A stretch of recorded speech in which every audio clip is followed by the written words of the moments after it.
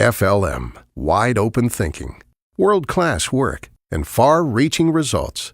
Now with locations in Minneapolis, Columbus, Indianapolis, and Washington, D.C. A strategic marketing and communications company dedicated to serving clients who specialize in the business of agriculture and the life of rural communities. Representative Chellie Pingree from Maine's 1st District, thank you for joining us. Absolutely. Happy to have a chance to talk to you. Well, for starters, can you tell us about why agriculture is important to your district? Well, agriculture is particularly important to the entire state of Maine, and of course there's only 2 members of Congress from Maine, so we kind of cover all the agricultural issues. But it's gotten particularly important in the last decade or so, as we've seen this resurgence and interest in locally grown products, organically grown products. We're having a nice little bit of growth in our dairy industry, which a lot of people were writing off as completely gone. Maine had an amazing agricultural history. In fact, they used to say Maine fed the Union Army. Sorry, you Southerners, but so we were really the breadbasket of New England for a long time. And then, you know, with the changes in our agricultural patterns and the advent of less expensive feed in other parts of the state, we gradually lost our poultry industry, which was big, our egg industry. We've really lost a lot of our apples, but we continue to be big in producing blueberries, potatoes. We still have an apple industry, and most interestingly, what's really been growing is the diversified farm, the vegetables, the people who sell to restaurants, to food co-ops, CSAs. We're just really seeing a lot of growth.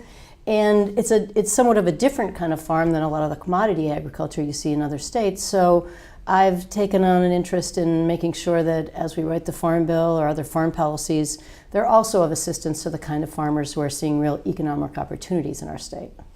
Now, you're part of what some see as kind of a dying breed of sorts in Congress. You're a former farmer and someone that's serving in Congress. Now, with that in mind, you know, those numbers of farmers that are serving in Congress are dwindling and dwindling.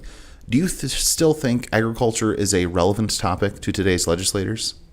Well, interestingly, when I came 8 years ago, and because I was interested in sort of what I think the next wave of agriculture in New England looks like, I thought I'd find all kinds of members who would, you know, have sharp elbows and say, no, get out of the way, this is my topic, this is my topic. And I walked in, and while many members are interested in it, and maybe they buy food at their local farmers markets, or they might even be part of a CSA, nobody wanted to serve on that committee for that particular interest. So I was thrilled that it was an opportunity to be able to be on the Agricultural Committee. Now I'm on the Agricultural Appropriations Committee, and to kind of fill a niche where I see real growth opportunities in agriculture, good economic opportunity for rural states like mine, and an opportunity to use some of the knowledge that I've learned, whether it's on my own farm or working with farmers around our state, and bring some of that into the policy making that we do. So I'm very happy to be working on it, and I think there's more interest in it than you think, and there's a lot of interest in the part of the consumer. Now, you've taken a particular interest in food and ag legislation with your food waste bill.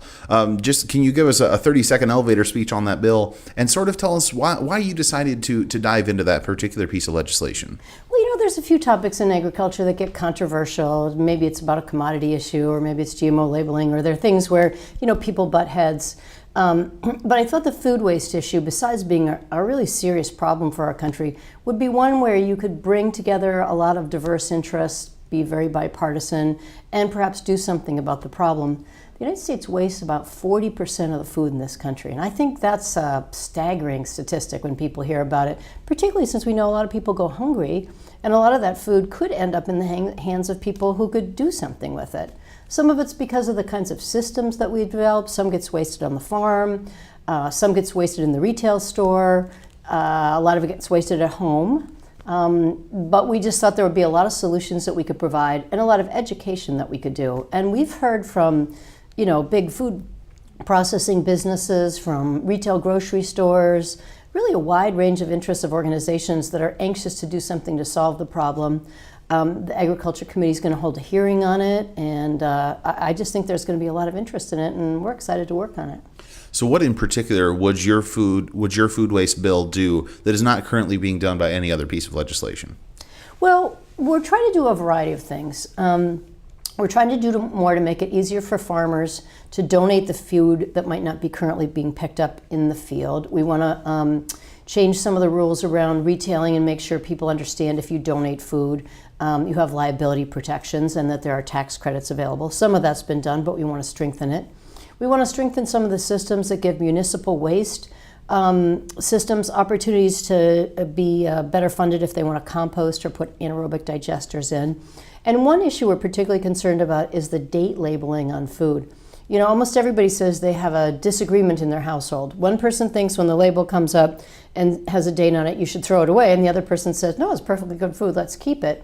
Turns out that most date labels have no basis in something that is a relevant meaning. You know, a lot of them are just the manufacturer's recommendation of when it might taste the best or when they think you should turn over the food. But, you know, a can of soup might be good for 20 years. And they found, you know, honey in archaeological digs that was good for 1,000 years. So we want some uniformity around the standards, and we want consumers to understand that if the label says, you know, manufacturer recommends this is best by, then you know, okay, that's when I should eat it. But if it's 2 weeks older, it just might mean your crackers could taste a little stale, or they'll probably be perfectly fine. But that causes people to waste a lot of food. In some states, it's actually required by law. When those dates come up, the retailers have to take it off the shelves. But it may not be bad food. So we want to change that, and we think that could make a big difference. Now, shifting gears a little bit here, you're one of kind of a small number of Democrats that serves on the Appropriations subcommittee that's responsible for the Department of Agriculture and Food and Drug Administration. Sitting on that committee, what are the priorities that you have during your time in that committee work? Well, I've tried to focus a lot of interest on those things where I see there are new economic opportunities in agriculture and for rural communities that often go underfunded. We don't do enough to do organic research, yet the market for organic products today is off the charts, and most of the big companies are actively seeking more organic corn, wheat, all of the commodities as well as vegetables and other specialty crops. I don't want to see farmers losing those markets to other countries because we don't have enough research done, we don't have enough assistance. We don't have enough transition funding available for those people who want to convert from conventional to organic agriculture. Many of them want to do that because they can get a better price. So that's one of them, looking for more assistance for beginning farmers. You know, farmers are aging out. We need to make sure that the younger farmers get access to capital, technical assistance that they need. We are looking for more money to support a lot of the things like value-added producer grants for those farmers who might want to put a hoop house on their field to extend the season or turn a little bit of their dairy goat milk to cheese and get a little better price selling it to a restaurant. So we look for those opportunities that someone else might not be paying attention to, but many of them can make a big difference in a rural community when we're trying to bring back more agriculture and, you know, make sure our farmers get a good price. Before you were in Washington, you spent some time with the Maine legislature. I'm just wondering if you could fill us in on what do you see as kind of the biggest differences between serving in a state legislature in a state like Maine versus coming to Washington and serving in the United States Congress? Well, I loved being a state legislator, and I think a lot of my colleagues, you know, came from state legislatures as well. It's usually somewhat of a faster pace. You may have heard we're not getting too much done in Congress, and it can kind of like take a long time. I mean, state legislatures usually have a very finite period of time. In our state, we had to balance the budget every year, so you know we had to do a lot of back and forth with everybody on both sides of the aisle and from all regions of our state to make sure we balanced the budgets. And it's much more hands-on. You know, for better or for worse, you don't have much staff in a part-time legislature. And that means you're dealing directly with your constituents, with the lobbyists. You tend to take on a lot more of those things yourself rather than having the wonderful people we have to assist us here. But it also meant you were a lot busier. You got your hands dirty every day, and you had to make a lot of the decisions, sometimes right out there in the hallway with your constituents and lobbyists, you know, standing in front of you. Now, as you go throughout the rest of this term in the 114th Congress, as you look through some things that you'd like to accomplish between now and the next January when the new Congress will take over, what are some of those things for you? What are some things that you'd like to accomplish, or what are some things you'd like to see Congress accomplish before the end of the year? Well, I'd like to see Congress, you know, make it through with regular order and get an appropriations bill passed. You know, I'm lucky enough to serve on that committee, and everybody does a lot of work in their subcommittees to sort out some challenging decisions and decide how the money should be spent. And it would be great if we could get it to the finish line and incorporate all the work that people did.